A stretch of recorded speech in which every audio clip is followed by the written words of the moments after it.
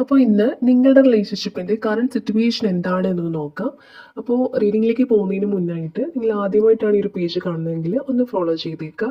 ഇതുപോലുള്ള ഷോർട്ട് വീഡിയോസൊക്കെ ജനറൽ വീഡിയോസൊക്കെ കാണാൻ ആഗ്രഹമുണ്ടെങ്കിൽ ഡെയിലി നമ്മുടെ ചാനലിൽ 2-3 വീഡിയോസ് അപ്ലോഡ് ചെയ്യുന്നതായിരിക്കും. സോ പേജ് മറക്കാതെ ഫോളോ ചെയ്യുക. അപ്പോൾ ആദ്യം തന്നെ ഇവിടെ വന്നിട്ടുള്ളത് ടവർ കാർഡാണ്, അതുപോലെ തന്നെ ഫുൾ കാർഡ് വന്നിട്ടുണ്ട്. അപ്പോൾ ആദ്യത്തെ ഒരു കാർഡ് എനർജി നോക്കുകയാണെങ്കിൽ നിങ്ങളുടെ റിലേഷൻഷിപ്പിൽ പെട്ടെന്നുണ്ടായിട്ടുള്ള ഒരു മാറ്റത്തെ അല്ലെങ്കിൽ ഒരു തകർച്ചയൊക്കെ ഈ ഒരു കാർഡ് കാണിച്ചു തരുന്നുണ്ട്. അതായത് ഒരുപക്ഷെ നിങ്ങൾ പ്രതീക്ഷിക്കാത്ത ഒരു തർക്കമോ പിണക്കമോ അല്ലെങ്കിൽ ഒരു സത്യം പുറത്തു വന്നതോ അങ്ങനെയുള്ള സിറ്റുവേഷനൊക്കെ ഉണ്ടായിട്ടുണ്ടായിരിക്കാം. മേ ബി നിങ്ങളോട് ആ ഒരു പേഴ്സൺ എന്തെങ്കിലും ഹൈഡ് ചെയ്ത് വെച്ചത് അവർ പറയാതെ തന്നെ നിങ്ങൾ അറിഞ്ഞിട്ടുണ്ടായിരിക്കാം. അങ്ങനെ എന്തെങ്കിലും ഉള്ളൊരു പിണക്കങ്ങളോ കാര്യങ്ങളോ ഒക്കെ ആയിരിക്കാം ചിലപ്പോൾ നിങ്ങൾ തമ്മിലൊരു സെപ്പറേഷൻ വന്നിട്ടുള്ളത്. അപ്പോൾ എന്താണെങ്കിലും നിങ്ങളുടെ ബന്ധത്തിൻ്റെ ആ ഒരു അടിത്തറ ഒന്ന് ഇളകിയിട്ടുള്ളൊരു അവസ്ഥയായിട്ട് കാണുന്നുണ്ട്. നിലവിൽ കുറേ പേരെങ്കിലും ചിലപ്പോൾ ബ്രേക്കപ്പ് സിറ്റുവേഷനിലായിരിക്കാം.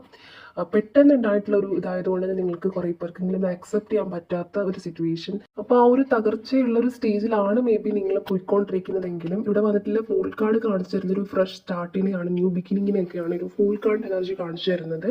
അപ്പോൾ പഴയ പ്രശ്നങ്ങളെല്ലാം അവിടെ ഉപേക്ഷിച്ചുകൊണ്ട് പുതിയൊരു യാത്ര തുടങ്ങാനായിട്ട് നിങ്ങൾ തയ്യാറെടുക്കുന്നതായിട്ട് കാണുന്നുണ്ട്.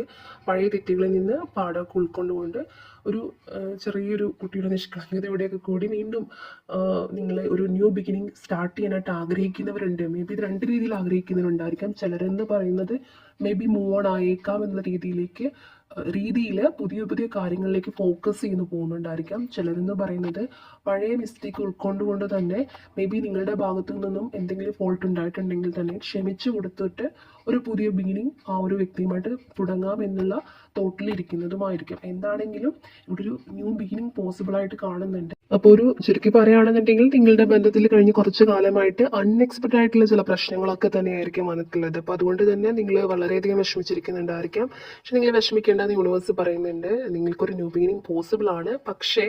പക്ഷേ എടുത്തു പറയേണ്ട ഒരു കാര്യം, നിങ്ങൾ പരസ്പരം വിശ്വസിച്ചുകൊണ്ട് മുൻവിധികളില്ലാതെ പഴയ കൈപ്പേറിയ ഓർമ്മകളെല്ലാം അവിടെ ഉപേക്ഷിച്ചതിന് ശേഷം വേണം ആ ഒരു ന്യൂ ബിഗിനിങ് സ്റ്റാർട്ട് ചെയ്യാൻ വേണ്ടിയിട്ട്. അത് നിങ്ങളുടെ ഭാഗത്തുനിന്നാണെങ്കിലും ആ ഒരു പേഴ്സൻ്റെ ഭാഗത്തുനിന്നാണെങ്കിലും ആരാണോ ഇനിഷ്യേറ്റ് ചെയ്ത് മുന്നോട്ടേക്ക് വരുന്നത്, ആരാണെന്നുണ്ടെങ്കിലും ഈ റിലേഷൻഷിപ്പിൽ നിൽക്കണമെന്നുണ്ടെങ്കിൽ ഒരുപാട് നിങ്ങൾ വേദനിച്ചിട്ടുള്ളവരായിട്ട് തന്നെയാണ് കാണുന്നത്. ഈ റിലേഷൻഷിപ്പിൽ നിങ്ങളുടെ മിസ്റ്റേക്ക് ആണെങ്കിലും അവരുടെ മിസ്റ്റേക്ക് ആണെങ്കിലും നിങ്ങളുടെ ഹൃദയം മുറിയുന്ന വേദന നിങ്ങൾ ഈ ഒരു സമയത്തിനോടകം തന്നെ അനുഭവിച്ചിട്ടുണ്ട്. ചിലരെങ്കിലും ഈ ഒരു സമയത്തും ചിലപ്പോൾ ബ്രേക്കപ്പ് സിറ്റുവേഷനിലായിരിക്കാം.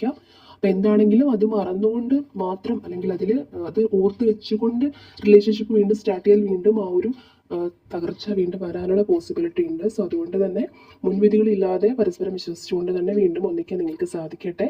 അപ്പോൾ നിങ്ങൾക്ക് കമൻറ്റിൽ ഹീലിംഗ് എന്ന് കമൻറ്റ് ചെയ്യാവുന്നതാണ്. ഈ ഒരു എനർജി, പോസിറ്റീവ് എനർജി